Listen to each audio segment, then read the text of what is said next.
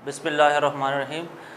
My name is Abidul Asad and today we will discuss about chemistry class 9th chemistry और उसमें हम chapter number 1 से शुरू करेंगे और चैप्टर नंबर 1 जो है वो आप लोगों का है फंडामेंटल्स ऑफ केमिस्ट्री। ठीक है, फंडामेंटल ऑफ केमिस्ट्री में जो है वो हम बेसिक जितनी भी टर्म्स है ठीक है उसको स्टार्ट करेंगे। सबसे पहले हम पढ़ेंगे कि केमिस्ट्री क्या है, फिर उसकी जो ब्रांचेस हैं उनको डिस्कस करेंगे। अच्छा, याद रखिए चैप्टर जो आपका ये कि 9th की केमिस्ट्री है इसमें टोटल चैप्टर्स 8 है ठीक है, और उसमें जो सबसे बेसिक चैप्टर्स है जिसमें आप डिफरेंट टर्म्स को जो है वो सीखेंगे वो है चैप्टर नंबर 1। तो इस वजह से ये जो है वो आप लोगों के लिए इम्पोर्टेंट है। और ये याद रखिए ये चैप्टर जो है वो पेपर पॉइंट ऑफ व्यू से इम्पोर्टेंट इस तरह है कि इसमें से डिफिनेशंस आती हैं ठीक है, और वो डिफिनेशंस जो है वो याद रखिए एग्जैक्ट आपके जो बुक में लिखी हुई है उसको हमने फॉलो करना है। अच्छा, जितने बेसिक टर्म्स है उसमें से याद रखिए उनको डिफ़ाइन करके एटलीस्ट 1 एग्जांपल जो है वो हम करेंगे। तो स्टार्ट करते हैं। सबसे पहले जो है वो केमिस्ट्री को हम डिफ़ाइन करते हैं, केमिस्ट्री क्या है।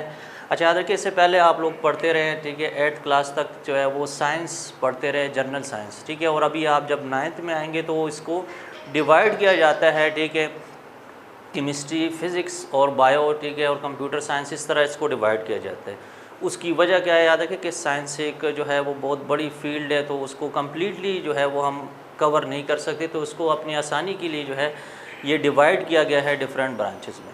और उसमें से जो है एक इम्पॉर्टेंट ब्रांच जो है वो केमिस्ट्री है, और उस केमिस्ट्री को हम डिफ़ाइन करते हैं केमिस्ट्री में क्या है।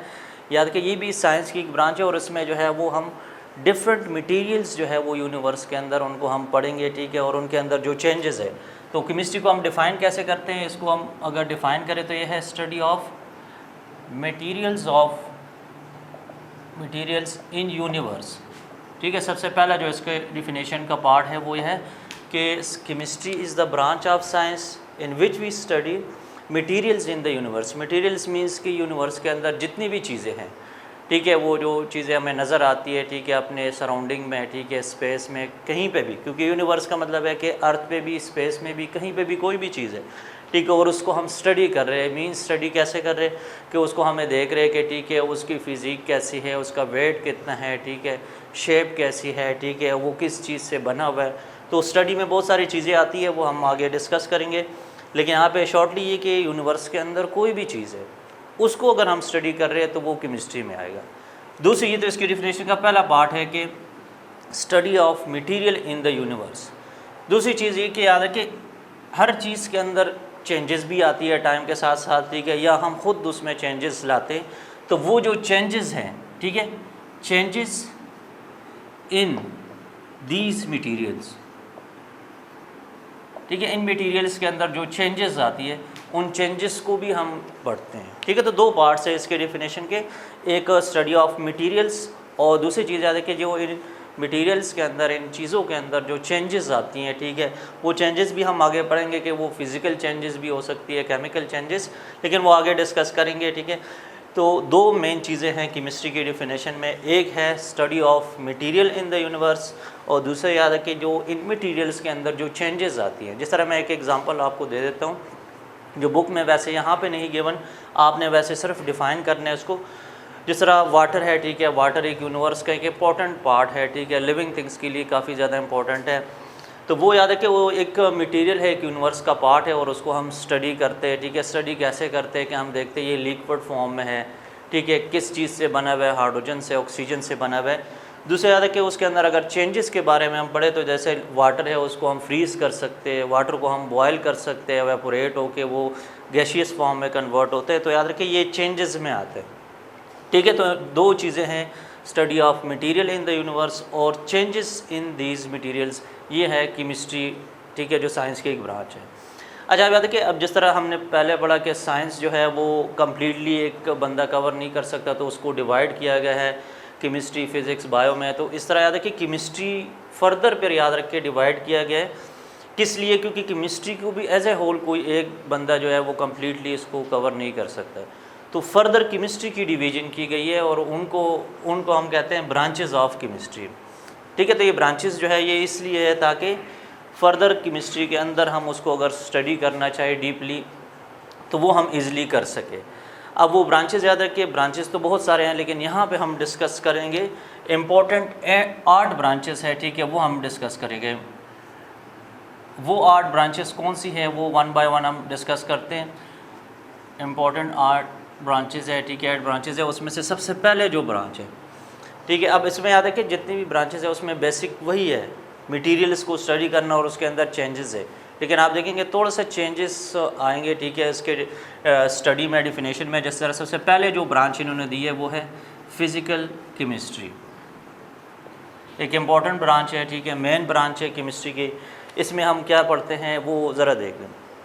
इसमें याद रखें हम पढ़ते हैं, इसको भी फर्दर इस तरह हम डिवाइड करते हैं, ठीक है, लॉज एंड थ्योरीज़, ठीक है, इसमें हम पढ़ते हैं लॉज और थ्योरीज़ के बारे में, ठीक है। अगर किसी भी चीज़ को हम स्टडी कर रहे हैं, ठीक है, यूनिवर्स के अंदर किसी भी मटेरियल को हम स्टडी कर रहे हो और उसके अंदर जो है वो उसके से रिलेटेड कोई लॉज है, कोई थ्योरीज़ है, ठीक है, तो लॉज और थ्योरीज़ अगर हम स्टडी कर रहे हैं, लेकिन इसमें कि लॉज और थ्योरीज़ क्या है तो वो ज़रा देख लें।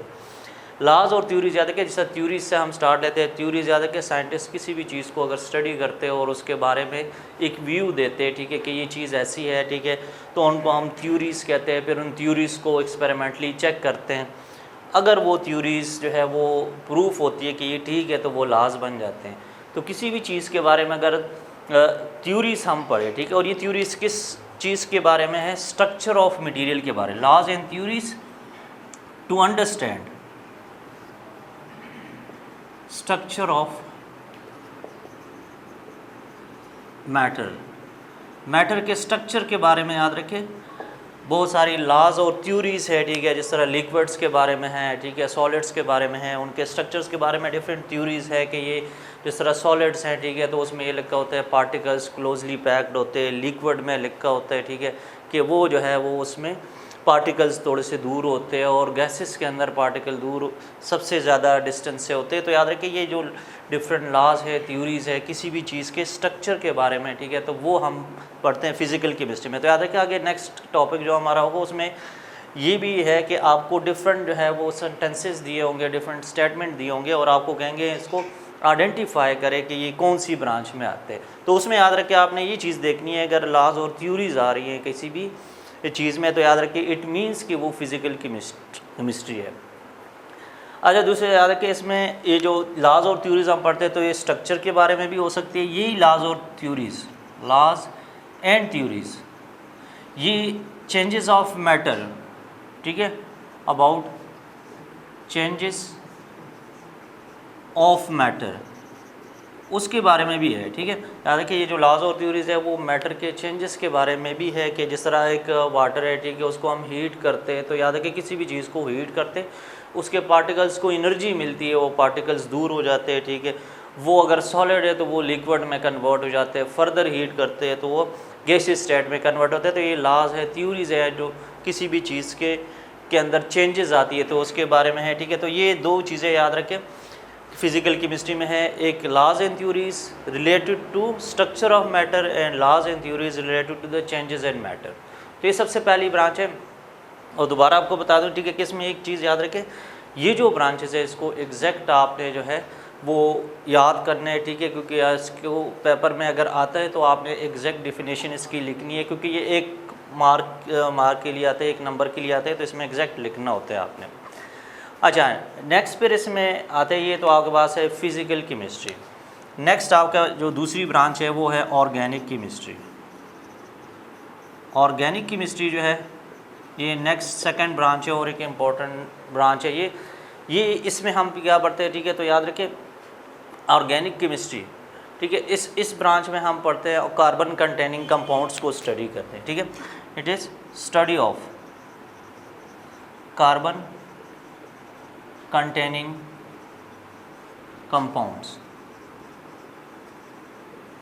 ठीक है। कार्बन कंटेनिंग कंपाउंड्स के बारे में हम इसमें स्टडी करेंगे। और कार्बन याद रखिए एक इम्पॉर्टेंट एलिमेंट है, जितने आपके पास एलिमेंट्स है जिस तरह हम कहते हैं, ठीक है, आपकी बुक में तो वैसे दिया हुआ है 110 एलिमेंट्स है, ठीक है, कुछ जगहों पे लिख के 119 है, ठीक है। तो याद रखिए वैसे आपके पास एलिमेंट्स कम्प्लीटली जो है वो 110 से ज़्यादा एलिमेंट्स है, 119 एलिमेंट्स तक है, ठीक है, ठीक है, 119 एलिमेंट्स तक आपके पास है, ठीक है। तो वो जो एलिमेंट्स है, ठीक है, उसमें से एक इम्पॉर्टेंट एलिमेंट जो है वो कार्बन है।